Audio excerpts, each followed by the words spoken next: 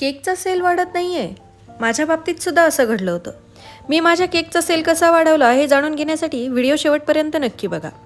पहिली गोष्ट म्हणजे तुमच्या केकची फिनिशिंग आणि टेस्ट दोन्ही टॉप नॉच असायला पाहिजे.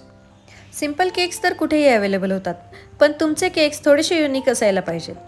कस्टमरला सध्या ट्रेंडिंग काय आहे हे शक्यतो माहीत नसतं, त्यामुळे तुम्ही त्यांना ट्रेंडिंग केक सजेस्ट केले पाहिजेत. त्यासाठी तुम्हालाही ट्रेंड्स माहीत असले पाहिजेत, म्हणजे तुम्ही अपडेट राहणं फार गरजेचं आहे. ट्रेंड्स फॉलो करायचे म्हणजे प्रत्येक वेळी महागडे प्रॉप्स आणले पाहिजे असं काही नाही. तुम्ही बऱ्याचशा गोष्टी घरीसुद्धा बनवू शकता. मी बनवलेले केक्सवरील मॅक्सिमम टॉपर्स मी स्वतःच बनवते. असे टॉपर्स मार्केटमध्ये मिळत नाहीत.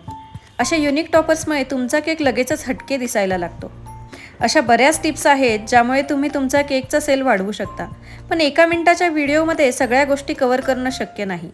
याचा लाँग व्हिडिओ बघायला तुम्हाला आवडेल का? कमेंट करून नक्की सांगा. पुन्हा भेटूयात. तोपर्यंत